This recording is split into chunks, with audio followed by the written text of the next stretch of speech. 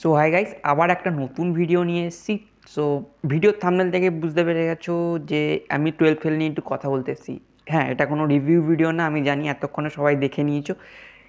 আমি হলে গিয়ে দেখেছিলাম। সো তখনই আমি বলেছিলাম যে এই মুভিটা এই বছরের বলতে পারো প্রায় সেরা সিনেমা, এবং স্টোরি ওয়াইজ এবং যা সিনেম্যাটিক অ্যাসপেক্টস আছে এই মুভিটায়, সেটা হয়তো এই বছরে সাউথ বলো বা টোটাল অ্যাক্রস ইন্ডিয়াতে যে কটা সিনেমা বেরিয়েছে তার মধ্যে সবচেয়ে বেস্ট। এবং অ্যাক্টিং লেভেলের দিক থেকে আই থিঙ্ক এখন ইন্ডিয়াতে যদি সবচেয়ে আন্ডার রেটেড অ্যাক্টর যদি কাউকে বলা হয়, বা আনডাউটেডলি বলা হয় না, আনডাউটেডলি আন্ডার রেটেড অ্যাক্টর যদি কেউ রয়েছে এখন এট প্রেজেন্ট, বিক্রান্ত মেসি।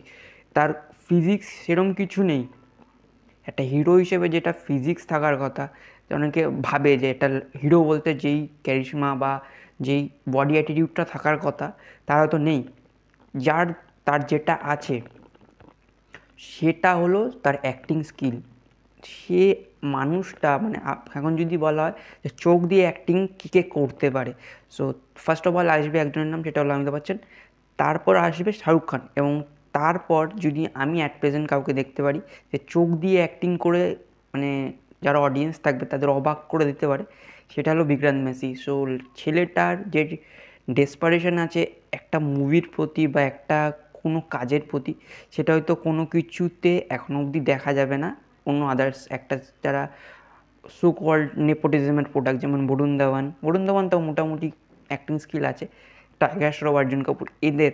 কিন্তু ছেলেটা যা খেটেছে এই মুভিটার জন্যে, যদি আমি দেখেছিলাম মুভিটা হল দিয়ে এসে, মানে ট্রেলার দেখেই আমি মুভিটা দেখবার জন্যে আমার একটা ইন্টারেস্ট জন্মেছিলো এবং আমি দেখেছিলাম। হলে গিয়ে দেখে এসে মুভিটার যে কটা বলতে পারো যে প্রমোশনাল ভিডিও থাকে, নিউজ চ্যানেল বা আমাদের ইউটিউবের নিউজগুলো যেগুলো দেখানো হয়, সব কটার ভিডিও আমি দেখেছি, এবং দেখবার পর আমি বুঝতে পেরেছি ছেলেটার মধ্যে ডেডিকেশন আছে একটা মুভির কাজের প্রতি, সেটা হয়তো অন্যান্য অ্যাক্ট্রেসের মধ্যে নেই।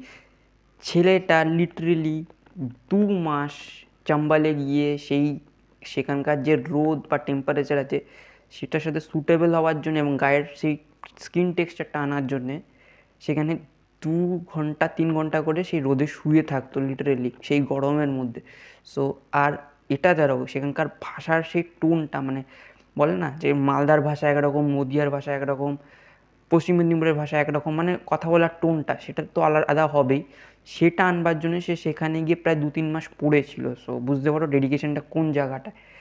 এবং বিধু বিনোদ চোপড়া, তুমি যদি তাদের ইন্টারভিউগুলো দেখে থাকো, সেখানে বিধু বিনোদ চোপড়া নিজে বলেছে যে আমি চাইছিলাম যে এই সিনেমাটা এই ছেলেটাই করুক, কেননা আমি যখন তাকে এই বুকটা দিয়েছিলাম, মানে যেটা অটোবায়োগ্রাফি আছে মনোজ কুমার শর্মার, সেটা যখন দিয়েছিল সেই ছেলেটা 9 ঘন্টা 10 ঘন্টা, মানে আমাদের বিক্রান্ত মেসি 9 ঘন্টা 10 ঘন্টা পড়ে তারপর সে মানে একদম পার্মানেন্টলি ডিসাইড করেছিল যদি মুভিটা হয় তাকে নিয়েই হবে, এবং সেই এই মুভির একটা পার্ট হবেই। সো সেই জন্যেই সে প্রায় ডেডিকেশন দেখিয়েছিল এতটা লেভেল। সো এটা তো একটা ফ্যাক্ট আছেই যে ছেলেটার মধ্যে একটা আছে কিছু ব্যাপার। এছাড়াও মুভিটা সবচেয়ে পাওয়ার পয়েন্ট যেটা বলতে পারি, বলতে পারো যে প্লাস পয়েন্ট, সেটা হলো মুভিটার গল্পটা। মানে বলে না যে তুমি যেটা হতে পারবে না সেটা তুমি স্ক্রিনে দেখলে আরও বেশি খুশি হও, এবং দেখবে যে লুজার্স যখন জেতে, মানে যেই ঘোড়াটা সবসময় হেরে যায় অ্যাট এ টাইম যখন সেই ঘোড়াটা শেষমেশ গিয়ে জিততে যায়, একটা অন্য লেভেলের আনন্দ আসে। এবং আমরা হলাম সেই, মানে বলবো মিডিল ক্লাস ঘরের ছেলেরা হলো সেই হেরে যাওয়া ঘোড়াগুলো। মানে আমাদের কাছে সেই প্রসপেক্ট বা সেই সিচুয়েশান থাকে না যে আমরা সব কিছু যেটা চাইবো সেটা পেয়ে যাব, বা বলতে পারো যেটা আমাদের সিচুয়েশান বেসিসে দরকার সেটা বললেই পেয়ে যাই।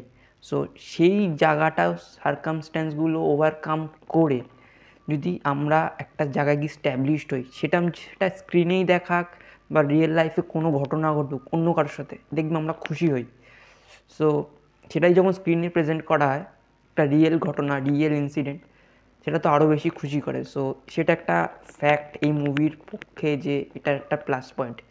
সো তারপর এই মুভি সবচেয়ে বড় প্লাস পয়েন্ট যেটা হয়ে দাঁড়িয়েছে সেটা হলো এই মুভির সাথে আমাদের মতো মিডল ক্লাস বয়ের ছেলেমেয়েরা মানে পরিবারের ছেলেমেয়েরা যারা রিলেট করতে পারছে এই মুভিটা, তারা তো বেসিক্যালি প্রায় বলতে পারো এই মুভিটাকে সব সিনগুলো রিলস তৈরি করছে, পোস্ট শেয়ার করছে, এবং লিটারেলি সব জায়গায়, মানে এখন আমি ফেসবুক স্ক্রল করলে সব জায়গায় মানে প্রত্যেকটা ফেসবুক অ্যাকাউন্ট থেকে একটা জিনিস বেরাচ্ছে যে শ্রদ্ধার মতো একটা মেয়ে, গ্রিন ফ্ল্যাগ, লাইফে প্রয়োজন, আমাদের পান্ডের মতো একটা বন্ধু দরকার, গৌরী ভাইয়ার মতো একটা দাদা দরকার। সো এত কিছু শেয়ার হচ্ছে, সো ক্যারেক্টারগুলো ফেমাস হয়ে গেছে, এবং মানুষ চাইছে যে তাদের জীবনে এরকম কিছু ব্যক্তি থাকুক যারা তাদের একটা ডিপ্রেস টাইমে, বা যাদের বলতে পারো যারা খারাপ টাইমের মধ্যে দিয়ে তাদের সেই ব্যাকবোন বা সাপোর্ট হয়ে দাঁড়াক।